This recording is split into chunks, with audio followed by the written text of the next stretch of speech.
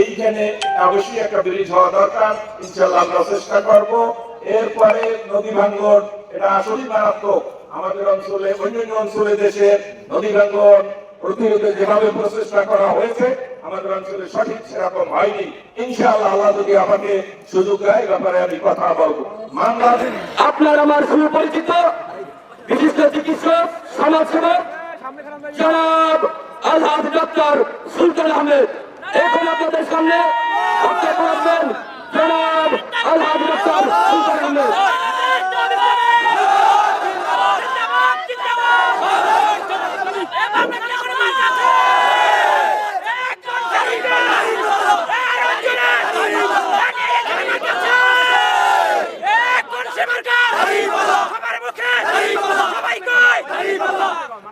أعوذ بالله من الشيطان الرجيم بسم الله الرحمن الرحيم الحمد لله رب العالمين الصلاة والسلام على سيد المرسلين وعلى آله وصحبه أجمعين। আজকে এই পাবনা ডোগাতলার সমাবেশে জামাত ইসলামী কর্তৃক আয়োজিত এই সমাবেশে সম্মানিত সভাপতি পাবনা উপজেলা জামাতের আমির হাফেজ মাওলানা সাইদুর রহমান উপস্থিত রয়েছেন, বরগুনা জেলা জামাত ইসলামীর আমির অধ্যাপক মাওলানা মহিবুল্লাহ হারুন, পাবনার কৃতি সন্তান জনাব মঞ্জুরুর আহসান মামুন সাহেব, অন্যান্য নেতৃবৃন্দ, সমবেত সাংবাদিক বৃন্দ, আইন শৃঙ্খলা বাহিনীর সদস্য বৃন্দ এবং সমবেত ভাইয়েরা, আসসালামু আলাইকুম ওয়া রাহমাতুল্লাহি ওয়া বারাকাতুহু। আলহামদুলিল্লাহ, দীর্ঘক্ষণ যাবৎ আপনারা আমাদের নেতৃবৃন্দের কথা শুনেছেন।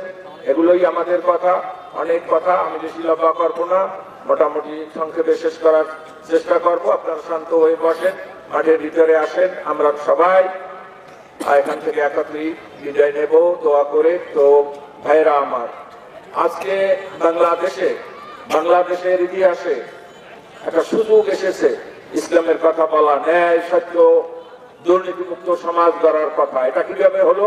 আমাদের নেতৃবৃন্দ বলেছে, কয়েক শত শহীদ এবং কয়েক হাজার আহত ছাত্র, যুবক, বিভিন্ন শ্রেণীর মানুষ, সর্বশ্রেণীর মানুষ ছিল এই আন্দোলনে।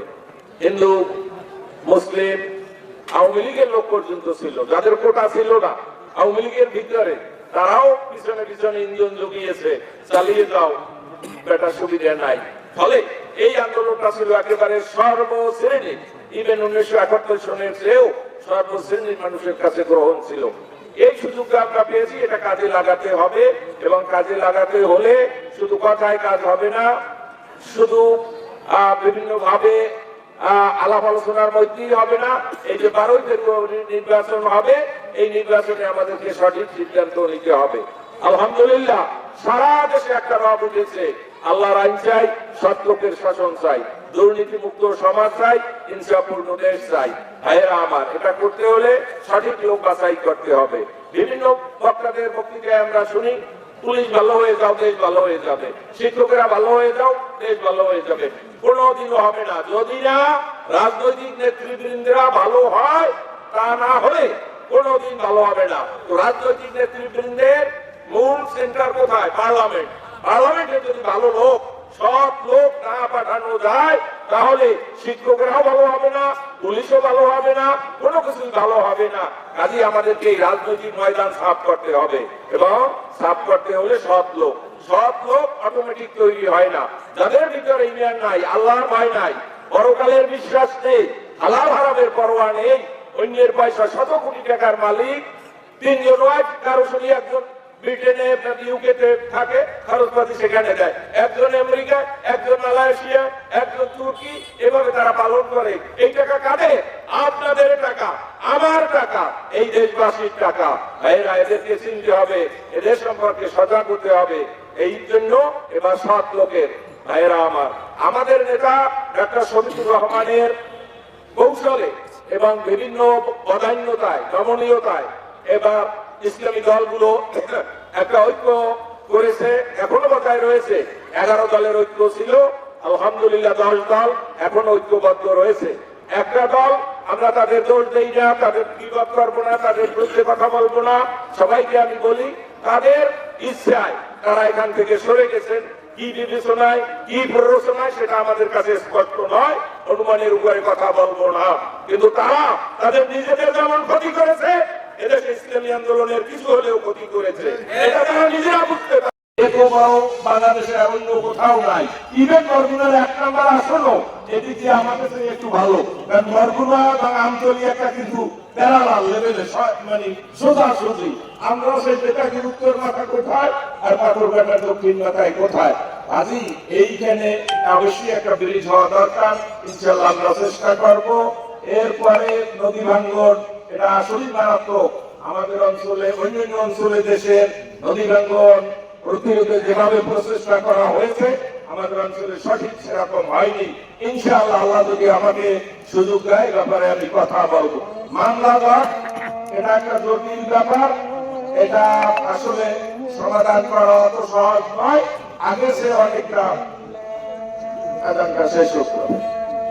দরকার। আমরা বাংলাদেশের অন্যান্য অঞ্চল থেকে অনুন্নত, এতে কোনো সন্দেহ নাই, এবং এজন্য দায়ী আমরাই। ভাইয়েরা আমার, আমাদের এখানে শিক্ষার ভালো কোনো শিক্ষার প্রতিষ্ঠান নেই। একটা জেলায় কোনো সরকারি বিশ্ববিদ্যালয় তো নেই, কোনো বেসরকারি বিশ্ববিদ্যালয়ও নেই, একটা মেডিকেল কলেজ নেই, একটা ভালো হসপিটাল নেই। 3টা উপজেলা, 3টা থানা উপজেলা স্বাস্থ্য কেন্দ্র একেবারেই বেহাল অবস্থা। আমি 3টেই গিয়েছি চিকিৎসক হিসাবে, ডাক্তারদের সাথে কথা বলেছি, বিভিন্ন ভাবে সহায়তাও করেছি। আলহামদুলিল্লাহ দুর্যোগের ভিতরে কোন সেন্টার থেকে বলেছে ইয়ে নাই, ডেঙ্গু কিট নেই, দেওয়ার চেষ্টা করেছি আমার সামর্থ্য। কোন জায়গায় বলেছে ডায়রিয়া, সরকারি স্যালাইন নাই, আমার সামর্থ্য অনুসারে আমি সাহায্য করার চেষ্টা করেছি। কাজেই এই স্বাস্থ্যের দিকেও নজর দিতে হবে। শিক্ষার ব্যাপারে বিভিন্ন ভাবে মানসম্মত কিছু 2-1টা স্কুল কলেজ বিশ্ববিদ্যালয় হওয়া দরকার। এরকম হাজারো সমস্যা রয়েছে। বেকারত্ব রয়েছে, বেকারত্ব বলা হয়েছে আমাদের কেন্দ্রীয় ভাবে যে পলিসি দেওয়া হয়েছে 31 দফা, আলহামদুলিল্লাহ এটা খুবই সুন্দর, সারা বিশ্ব প্রশংসা করেছে।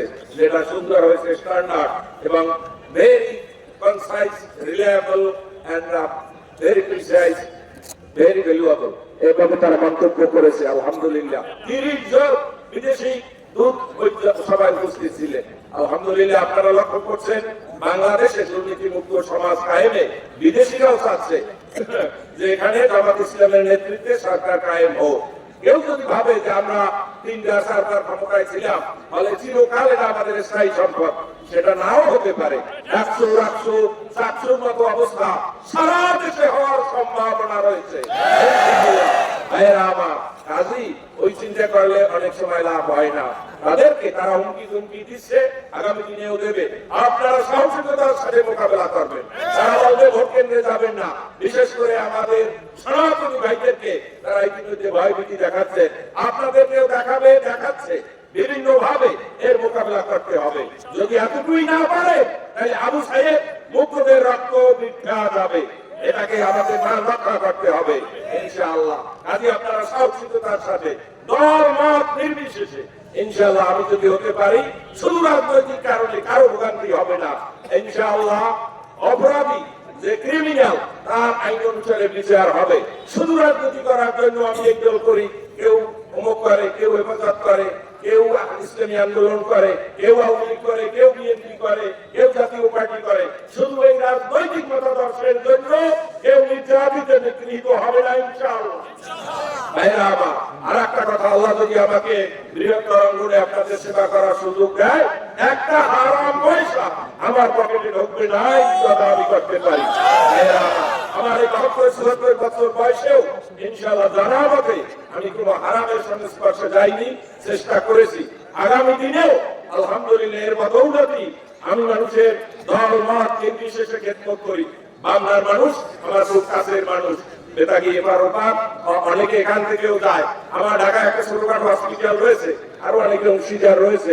সেখানে অন্তত বরগুনার 50 জন, বেতাগি, বামনা, পাথরঘাটার 50 জন স্টাফ রয়েছে, হাই লেভেল থেকে একেবারে ক্লিনার, দারোয়ান ইত্যাদি পর্যন্ত। এবং এমন কোন রোজ যায় না যে কমপক্ষে 5 জন রুগী এই অঞ্চলে আমার দ্বারস্থ হয়। এ ব্যাপারে সে ব্যাপারে পরামর্শ আত্মিক সাহায্যে আমি আমার সামর্থ্য অনুসারে খেদমত করি। আগামী দিনেও যদি আল্লাহ আমাকে বৃহত্তর আকারে আপনাদের খেদমত করার সুযোগ দেয়, সেই খেদমত হবে দল মত নির্বিশেষে, যা যেটুক প্রাপ্য সে সেটুক পাবে। ভাইয়েরা আমার, আমাদের হাতে সময় কম, তাই আমি আর কথা না বাড়িয়ে আপনারা আমার জন্য দোয়া করবেন। 12 ফেব্রুয়ারি তার আগে যে কয়দিন আছে প্রত্যেক বাড়িতে বাড়িতে গিয়ে দাওয়াত দিবেন নারীকেল্লার পক্ষে, ন্যায়ের পক্ষে, ইনসাফের পক্ষে, আগামী দিনের দুর্নীতি মুক্ত সমাজ গঠনের পক্ষে। আর 12 তারিখ সকালবেলা সবাই ভাই ভাবিদের নিয়ে, মেয়েদের নিয়ে, ছেলেদের নিয়ে ভোট কেন্দ্রে উপস্থিত হয়ে স্ব ভোট সঠিক জায়গায় দিবেন। আবার নারীকেল্লার পক্ষে দিবেন, সাথে সাথে এই দেশের স্বার্থে ভোট দিবেন, আইনের পক্ষে ভোট দিবেন। কারণ যদি না দিতে তাহলে এই সবকিছু গন্ডগোল হয়ে যেতে পারে। আশা করি আপনারা এই কথার মর্ম বুঝবেন এবং আইনের পক্ষেও ভোট দিবেন। আমার জন্য আপনারা দোয়া করবেন। আগামী দিনে আবার দেখা হবে। আমিও আপনাদের জন্য দোয়া করি। আল্লাহ যেন আমাদেরকে সুস্থ রাখে এবং বাংলাদেশের স্বার্থে আগামী দিনে একটা সুন্দর দুর্নীতি মুক্ত সব মানুষের আল কোরআনের শাসনের একটা পার্লামেন্ট কায়েম হয়। আল্লাহ আমাদের সবাইকে কবুল করুন। আমিন। আখির দাওয়ানা আলহামদুলিল্লাহি রাব্বিল আলামিন।